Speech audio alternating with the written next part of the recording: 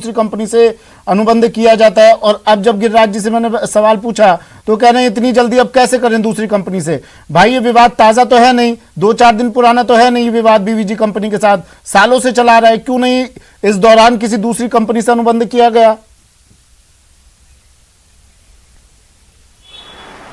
बिल्कुल सही कह रहे हैं सुमित आप। आमतौर पर मीडिया रिपोर्ट्स के अंदर भी, राजनीतिक बयानबाजी में भी ये साफ हुआ है कि अप्रत्यक्ष रूप से नगर निगम के अफसर, नगर निगम के अंदर बैठे हुए नुमाइंदे, जो जनप्रतिनिधि हैं, कुछ जो लोग हैं, वो इस कंपनी से अप्रत्यक्ष रूप से गलत तरीके से फायदा ले रहे हैं। और शायद ये इसी वजह से इस कंपनी के साथ खड़े हुए नजर आते हैं। जबकि कंपनी का काम है जनता के लिए साफ सफाई को करना। नगर निगम के पास में इतना महकमा है, नगर निगम के पास में अपना इतना महकमा है कि वो जयपुर शहर की सफाई को अगर सुचारू अपने स्तर पर बनाना चाहे तो वो बना सकते हैं। देश के अंदर कई नगर निगम है, इंदौर की बात करें, भोपाल की बात करें, महाराष्ट्र की बात करें, ये नगर निगम जो है अपने नगर निगम के कर्मचारियों से, अपने सफाई कर्मचारियों से काम करवाते हैं। लेकिन यहां दूसरी स्थिति है। यहां पर तीसरी कंपनी को लेबर सप्लाई का कॉन्ट्रैक्ट दिया हुआ है। ये कंपनी क्या काम करती, क्या नहीं करती, इसकी तस्वीरें तो न्यूज 18 राजस्थान के दर्शकों ने देख करके तय किया हुआ है कि वाकई जयपुर शहर की सफाई व्यवस्था का हाल क्या है। देखिए, सफाई की रैंकिंग की स्थिति लगातार खराब हो रही है।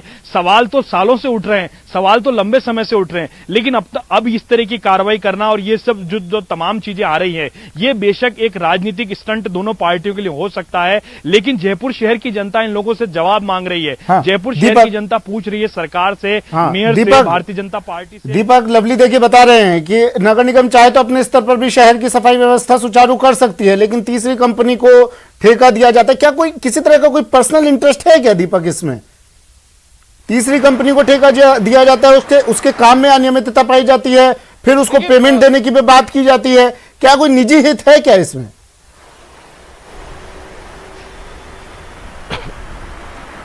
देखिए सुमित, आरोप तो अक्सर लगते रहे हैं। जिस तरीके से लवली ने भी पहले बताया कि बीते 1 साल तक जयपुर में कांग्रेस का बोर्ड रहा था। बीजेपी के बागी को जब कांग्रेस ने सपोर्ट किया था तो उस समय जो बीजेपी थी वो बीवीजी पर सवाल उठा रही थी, और अब की बार जो कांग्रेस है वो बीवीजी पर सवाल उठा रही है। बीजेपी के पार्षद भी सवाल उठा रहे हैं। तो आखिर में सवाल तो यही है कि आखिर बीवीजी को इतने सवाल उठाने के बाद भी यहाँ पर रखा क्यों जा रहा है। तो ये तो अपने आप में एक बड़ा सवाल यहाँ लगातार उठता ही है। रही बात कि नगर निगम के जो निजी संसाधन है उनके साथ में क्यों नहीं किया जा सकता काम। बीते साल में हमने भी देखा था कि सन 2018 में, चुनावी साल जब था राजस्थान विधानसभा का, तो यहाँ पर 5000 सफाई कर्मचारियों की भर्ती हुई थी, जिसमें से 4,500 कर्मचारी भर्ती भी हुए थे। लेकिन विडंबना इस बात को लेकर है कि 4,500 सफाई कर्मचारी भर्ती भी हो जाते हैं, लेकिन उन कर्मचारियों को फील्ड में उतारने की बजाय कई जगह पर, दूसरी जगह पर लगा दिया जाता है। वो डेपुटेशन कराकर चले जाते हैं। तो ऐसे में जब मूल सफाई कर्मचारी काम नहीं करते हैं तो ऐसे में मजबूरी में जो बीवीजी कंपनी जैसी जो स्थितियां हैं वो यहाँ पर पैदा होती है, और पूरा का पूरा जो दारोमदार होता है वो बीवीजी पर आ जाता है, क्योंकि मूल जो कर्मचारी हैं वो सफाई का काम यहाँ पर करते नहीं है। रही बात बीवीजी, तो देखिए बीवीजी को हटाने को लेकर सबसे बड़ी चुनौती नगर निगम के सामने यह है कि बीवीजी क्लेम ये करती है कि उस पर 290 करोड़ रुपए बकाया है। 290 करोड़ रुपए का भुगतान नगर निगम को करना है। लेकिन विडंबना इस बात की है कि खुद नगर निगम अभी ये तय नहीं कर पाए कि उसका 290 करोड़ का जो भुगतान का क्लेम वो कर रही है बीवीजी कंपनी, क्या वो ठीक है या फिर उसमें कुछ कटौती करनी है। तो इस पशुपेश की स्थिति में बीवीजी को लगातार ढोरे जैसी स्थिति जो है वो नगर निगम के सामने यहाँ पर पैदा होती नजर आ रही है। लवली, 290 करोड़ मतलब लब्बो लो आप अगर तकरीबन माने 50% देने की बात कर रहे थे कमिश्नर साहब, 150 करोड़ रुपए छोटी रकम नहीं होती है। तो इसमें गलत कहां थे मेयर, गलत कहां थी इसमें? अगर 150 करोड़ छोटी रकम नहीं है और वो तमाम पैसा जनता की जेब से जाना है, जो हम लोग टैक्स भरते हैं उसी पैसे से भुगतान किया जाता। अगर कंपनी के काम में अनियमितता है तो किस तरह ये भुगतान दिया जाता उसे?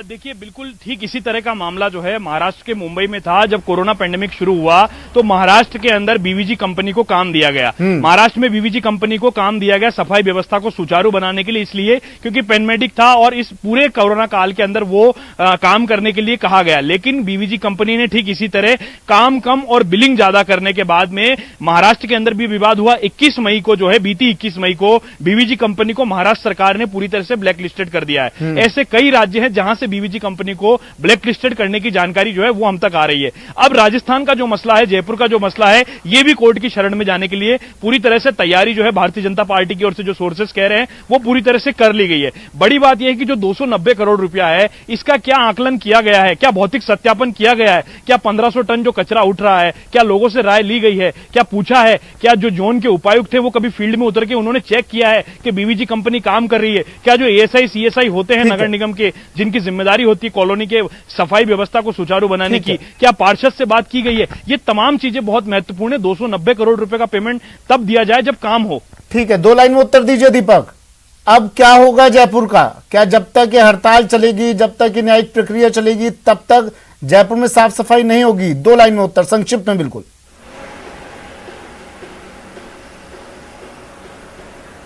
देखिए सुमित, मैं बता दूं कि जो जयपुर में सफाई व्यवस्था की बात है वो आज से बीवीजी कंपनी काम पर लौट गई है। कल राज्य सरकार के जो स्वायत्त शासन विभाग के अधिकारी हैं, भवानी सिंह देथा हैं जो सेक्रेटरी हैं, उनके साथ में वार्ता हुई है और इस वार्ता के बाद में आश्वासन मिला है कि राज्य सरकार इस पूरे मामले में हस्तक्षेप करेगी।